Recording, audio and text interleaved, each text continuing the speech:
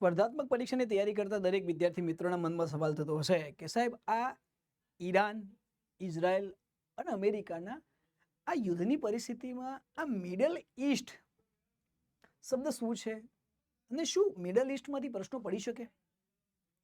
તો દોસ્તો ચલો આપણે આખા મિડલ ઈસ્ટને સમજીએ આજના વર્તમાન પ્રવાહોમાં. મિડલ ઈસ્ટ કોને કહેવાય, એમાં કઈ કન્ટ્રી છે અને એના પાડોશી કોણ છે. આશા રાખું કે આ વિડીયો આવનારી કોઈ પણ એક્ઝામોમાં તમને માર્ક અપાવી શકશે. તો ચાલો ભૌગોલિક, એની રાજકીય સીમાઓ અને એની વાસ્તવિકતા જોવાનો પ્રયત્ન કરીએ. સૌથી પહેલા મિડલ ઈસ્ટ શબ્દ આવે છે તો મિડલ ઈસ્ટ એક એવો વિસ્તાર છે કે જેની એક બાજુમાં આફ્રિકા છે. આફ્રિકા, એક બાજુમાં યુરોપ અને એક બાજુમાં એશિયા. આ એશિયા, યુરોપ અને આફ્રિકા ત્રણ ખંડોની વચ્ચે મધ્યથી થોડા પૂર્વમાં કેટલાક દેશોનો સમૂહ છે જેને સમજવા માટે આપણે મિડલ ઈસ્ટ બોલીએ છીએ. આ મિડલ ઈસ્ટને સમજવા માટે પણ દોસ્તો 3 ભાગ પડે છે. પહેલો ભાગ છે એરેબિયન પેનિન્સ્યુલા, એટલે કે સાઉદી અરેબિયા અને એની આજુબાજુમાં આવેલા દ્વીપકલ્પીય દેશો, અરબનો પેનિન્સ્યુલા, જેમાં મેક્સિમમ તમને અહીંયા સાઉદી અરેબિયા, કુવૈત, કતાર, બહરીન, યુએઈ અને ઓમાન જેવા દેશોના નામ સાંભળવા મળશે. બીજો પટ્ટો છે લેવન્ટ કન્ટ્રીઝ. લેવન્ટ કન્ટ્રીઝ એ એવા દેશો છે કે જે ભૂમધ્ય મહાસાગર, અહીંયા ભૂમધ્ય મહાસાગર છે, ભૂમધ્ય સાગર છે, આ ભૂમધ્ય સાગર સાથે પેરેલલ છે, like Lebanon, Syria, Iraq, Jordan અને ઇઝરાયલ. અને ત્રીજો એક ભાગ બને છે જેને બિન અરબ, કયો? બિન અરબ અને ઉત્તર આફ્રિકાનો ભાગ કહેવામાં આવે છે, જેમાં 3નો સમાવેશ થાય છે. એક ઇજિપ્ત, એક તુર્કી અને એક ઈરાન, જે અત્યારે વર્તમાનમાં ચર્ચાનું કેન્દ્ર બન્યું છે. તો આપણે એક કામ કરીએ દોસ્તો, આ મિડલ ઈસ્ટની અંદર આવેલા જે પણ દેશો છે એના જમીન સીમા અને દરિયાઈ સીમા કોણ છે એની જોવાની વાત કરીએ. તો એના કેપિટલ પણ લઈશું, સાથે એના સુપ્રીમ લીડર જે યાદ રાખવા જેવા હોય, જેનું નામ પૂછી શકાય એવું હોય તો એ, અને એનું ચલણ. સૌથી પહેલા સૌથી મોટો દેશ સાઉદી અરેબિયા. સાઉદી અરેબિયા અથવા સાઉદી અરેબિયા અથવા સાઉદી અરબ આપણે આવું બોલીએ છીએ. સાહેબ આ પેનિન્સ્યુલા છે, દ્વીપકલ્પ વાળો દેશ. સાહેબ આ જે છે એના જે સુપ્રીમ લીડર છે કિંગ સલમાન, બહુ વિઝનરી પર્સન છે. પોતાના દેશને ફેમસ કરવા માટે યુરોપના એક દેશના ફૂટબોલર ખેલાડીને પોતાના ત્યાં બ્રાન્ડ એમ્બેસેડર બનાવીને કરોડો રૂપિયા આપીને રમવા માટે બોલાવ્યો. બોલો નામ શું એનું? હવે આ સાઉદી અરેબિયા દોસ્તો તમને જે દેખાય છે એ સાઉદી અરેબિયા, એના જમીન સાથે સંકળાયેલા પાડોશીમાં પહેલું યમન, બીજું યુમાન. યાદ રાખજો, યમન અલગ છે, યુમાન અલગ છે. એના પછી યુએઈ, સંયુક્ત આરબ અમીરાત જેને કહીએ છીએ. એના પછી તમે અહીંયા આવશો તો જોવા મળશે કતાર. કતારની બાજુમાં બહેરીન છે, પણ બહેરીન વોટર બોડી વચ્ચે ન રહે છે. આપણે કેબલેસ બ્રિજ વિશે પણ વાત કરીશું. એના પછી અહીંયા આવશો તો જોવા મળશે તમને કુવૈત. કુવૈત પછી આગળ ઈરાક, ઈરાકથી આ બાજુ જાઓ તો જોર્ડન. આ બધા એના પાડોશી છે. યમન, યુમાન, યુએઈ, કતાર, કુવૈત અને ઈરાક અને જોર્ડન, આ કયા દેશો? તો આ એવા દેશો જે જમીન સીમા ધરાવે છે. હવે સાઉદી અરેબિયાને 2 દરિયાના પાણી પણ રસ્તાય છે. જુઓ, એક બાજુ સાઉદી અરેબિયાની એક બાજુ આફ્રિકા છે, આફ્રિકા એનાથી અલગ પડે છે રેડ સીથી, રાતા સાગરથી. અને બીજી બાજુ ગલ્ફ ઓફ પર્શિયા, એટલે ફારસની ખાડી અથવા ફર્શનો અખાત આવું બોલીએ છીએ. આ સાઉદી અરેબિયાનું કેપિટલ તમને જોવા મળશે રિયાદ. રિયાદ એનું કેપિટલ છે અને એની ચલણી નોટ છે ને એ સાઉદી રિયાલ છે. રિયાદ અને સાઉદી રિયાલ 2 અલગ વસ્તુ છે. દુનિયામાં મુસલમાનોનું સૌથી પવિત્ર સ્થાનક મક્કા મદીના એ આ સાઉદી અરેબિયાની અંદર આવેલું છે, યાદ રાખી શકાય. ચલો, સાઉદી અરેબિયા પછી આપણે વાત કરીએ બીજા દેશ, યુનાઇટેડ આરબ અમીરાત, સંયુક્ત આરબ અમીરાટ્સ. 7 દેશો ભેગા થઈને યુએઈ બનાવ્યું હતું. સાહેબ યુએઈ એવી રીતે લોકેટેડ છે કે યુએની એક બાજુમાં પર્શિયન ગલ્ફ છે તમને જે જોવા મળે, અને બીજી બાજુનો થોડોક જ ભાગ ઓમાનના અખાત સાથે કનેક્ટેડ થાય છે. ઓમાનના અખાત સાથે. આનું કેપિટલ છે આબુધાબી અને ફેમસ સિટી છે દુબઈ. યુએઈના જે સુપ્રીમ લીડર છે શેખ મોહમ્મદ બિન ઝાયદ અવારનવાર એ પોતાના ટેલેન્ટ અને એક્સેપ્ટિવ ટેકનોલોજીના કારણે વધારે ચર્ચામાં છે. હવે આ યુએઈના બે જ પાડોશી છે. એક બાજુ ઓમાન એને સ્પર્શ થાય છે ને બીજી બાજુ સાઉદી અરેબિયા થાય છે. એટલે લેન્ડ બાઉન્ડ્રી બે સાથે ધરાવે છે. કયા? સાઉદી અરેબિયા અને ઓમાન. અને કયા પાણી સાથે વોટર બોડી? તો ગલ્ફ ઓફ પર્શિયા. અને ઓમાનના અખાત સાથે થોડો જ ભાગ એનો ટચ થાય છે, સંપૂર્ણ થતું નથી. મેક્સિમમ ઓમાનનો થાય છે. હવે એની બાજુમાં ઓમાન છે. ઓમાનનું કેપિટલ છે મસ્કત. આ નામ યાદ રાખજો. અને આ ઓમાન છે એ 3 દેશો સાથે બોર્ડર શેર કરે છે. ઓમાનની એક બાજુ યમન છે, સાઉદી અરેબિયા છે અને યુએઈ છે. અને નીચે એને અરબ સાગર ટચ થાય છે અને અહીંયા ગલ્ફ ઓફ ઓમાન, જે આગળ ધ સ્ટ્રેટ ઓફ હોર્મુઝ આપણે આગળ જતા વાત પણ કરીશું. હવે આ ઓમાનની અંદર ઓમાની રિયાલ ચાલે છે અને આ ઓમાનના સુપ્રીમ લીડર સુલમાન અહેમદ બિન તારીખ એના સુપ્રીમ લીડર છે. હવે વાત કરીએ યમનની. યમન એ અરેબિયન પેનિન્સ્યુલાનો સાઉથ બાજુનો એક એવો દેશ છે જેની એક બાજુ અરબી સાગર ને બીજી બાજુમાં રાતો સાગર ટચ થાય છે. રેડ સી અને અરેબિયન સી જે છે એની વચ્ચેથી કનેક્ટ થાય છે ધ સ્ટ્રીટ ઓફ બાબરડેલ મંદિરની સ્ટ્રીટમાંથી. અને આનું જે કેપિટલ છે ને એનું નામ છે સના. સના એનું કેપિટલ છે. આ ઉપરાંત ઓમાન અને સાઉદી અરેબિયા એના બે પાડોશી દેશ. એટલે બે પાડોશી દેશ આવી ગયા, સાઉદી અરેબિયા અને ઓમાન. અને કેપિટલ કયું કીધું? સના. અને આમાં હવે બાજુમાં બતાવું છું કુવૈત. કુવૈત એ ઈરાક અને સાઉદી અરેબિયા જોડે લેન્ડ બાઉન્ડ્રી શેર કરે છે. અને ગલ્ફ ઓફ પર્શિયા છે અથવા ફારસની ખાડી કહીએ છીએ એને સાથે વોટર બાઉન્ડ્રી શેર કરે છે. અને કુવૈતનું જે કેપિટલ છે કુવૈત સિટી પોતે છે. અને આના જે સુપ્રીમ લીડર છે અમીર મિશાલ અલ અહમદ એના સુપ્રીમ લીડર છે. આ એટલા માટે કહી રહ્યો છું દોસ્તો કારણ કે આ બધા દેશો ઓઇલ એક્સપ્લોટર છે. આ બધા દેશોમાંથી ભારતમાં ક્રૂડ ઓઇલ, પીએનજી, એલપીજી બધાની આયાત કરવામાં આવે છે. હવે કુવૈત પછી વાત કરવી છે કતાર અને બહેરીનની. સાહેબ કતાર જે છે ને, કતારનું કેપિટલ દોહા. દોહા સિટી બહુ સારું છે. અમીર તામીમ બિન મહાદ આ એના સુપ્રીમ લીડર છે. અને કતારનું કેપિટલ છે દોહા. અને કતાર ફક્ત ને ફક્ત સાઉદી અરેબિયા સાથે લેન્ડ બાઉન્ડ્રી શેર કરે છે, જ્યારે વોટર બાઉન્ડ્રી એની ગલ્ફ ઓફ પર્શિયા ફારસની ખાડી સાથે છે. અને આ જગ્યાએ જાઓ તો અહીંયા પણ રિયાલ ચાલે છે, જેને કતારી રિયાલ કહેવાય છે. મોટાભાગે રિયાલ વધારે ચાલે છે. હવે દોસ્તો એવો જ એક આઇલેન્ડ કન્ટ્રી છે બહેરીન. અને સાહેબ બહેરીન છે ને એનું કેપિટલ તમને અહીંયા જોવા મળશે મનામા. બહેરીનનું કેપિટલ છે મનામા. આ એક આઇલેન્ડ કન્ટ્રી છે ગલ્ફ ઓફ પર્શિયાની અંદર. અને આમાંથી સાઉદી અરેબિયા જવા માટે એક બ્રિજ બનાવવામાં આવ્યો છે જેને કોઝવે બ્રિજ કહેવાય છે.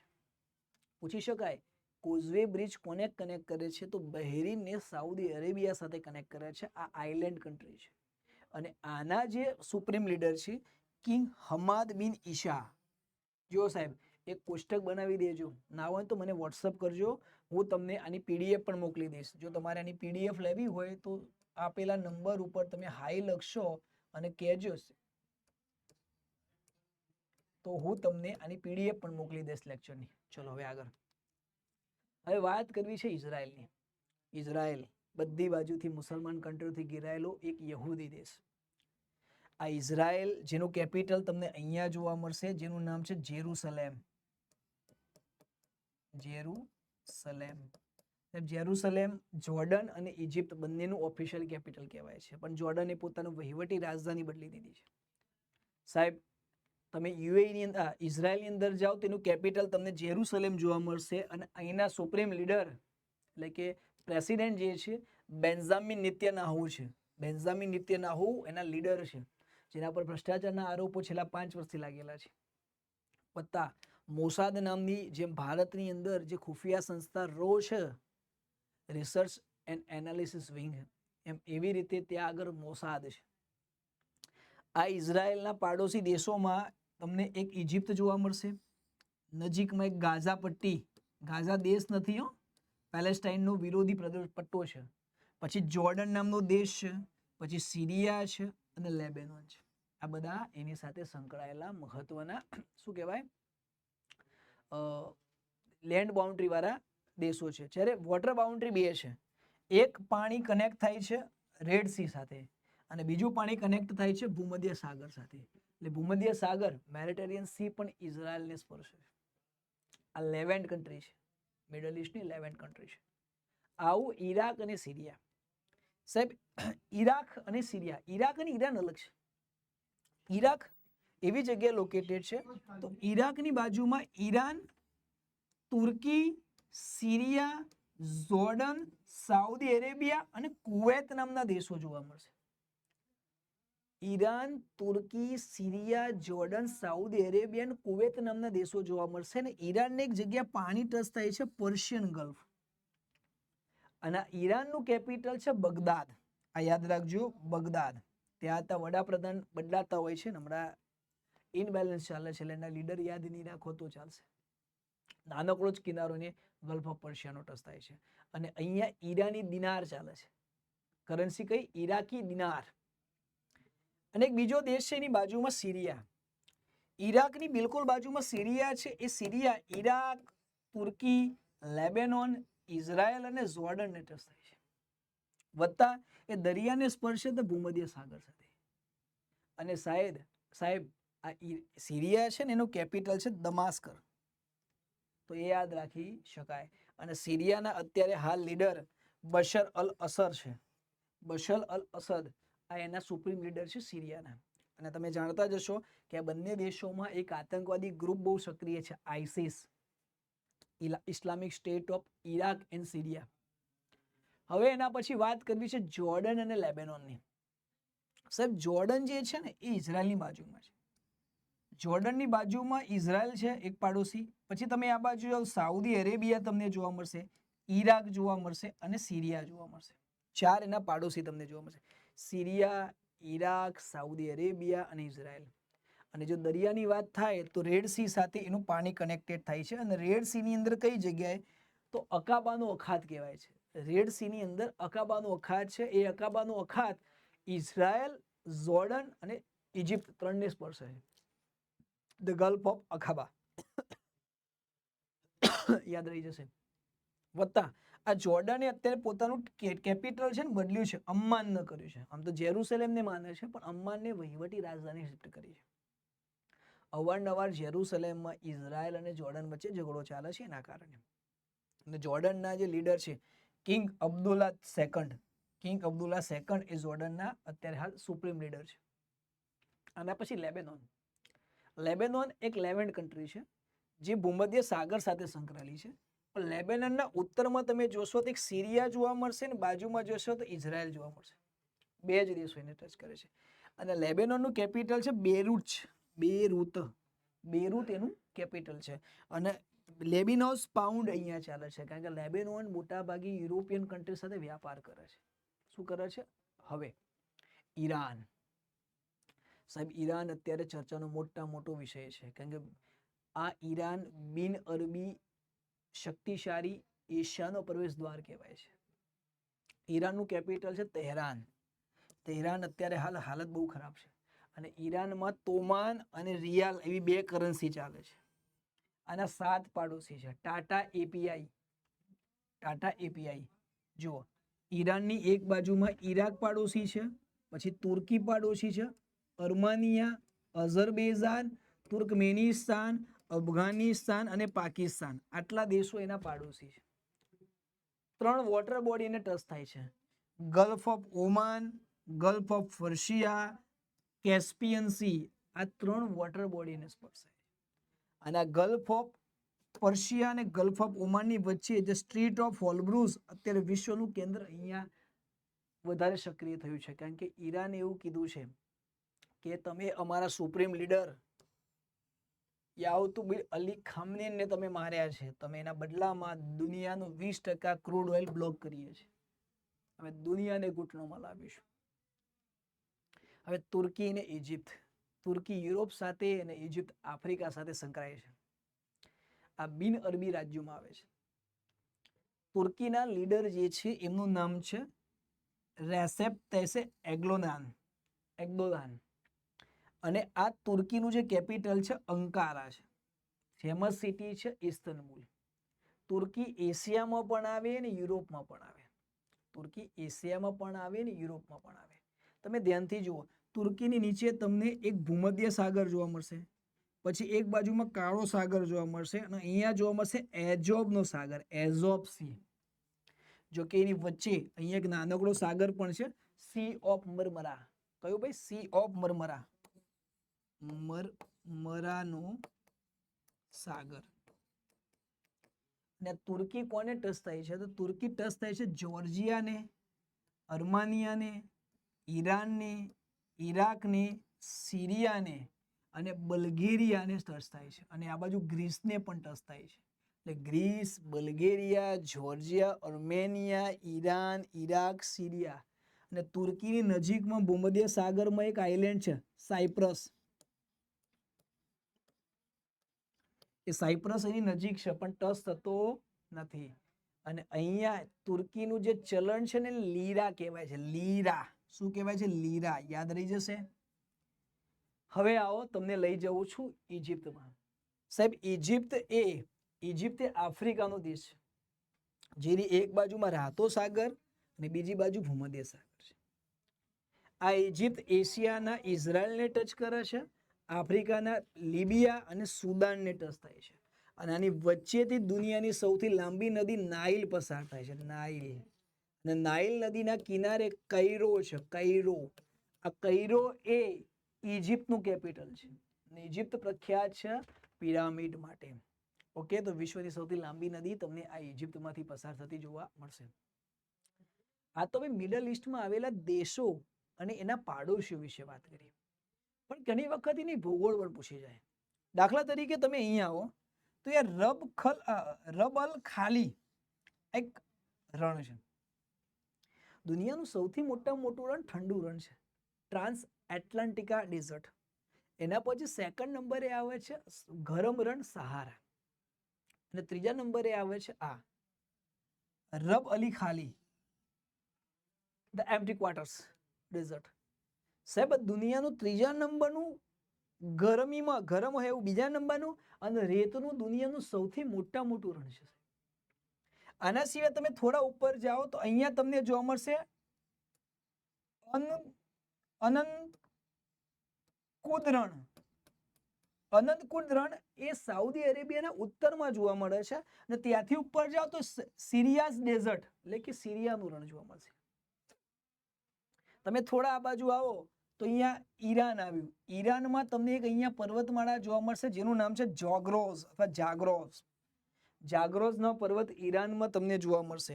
અને એની નજીકમાં તમે જાઓ ઓમાનમાં અને યુએની વચ્ચે અલ હઝાર, અહીંયા એક પર્વતમાળા છે અલ હઝર.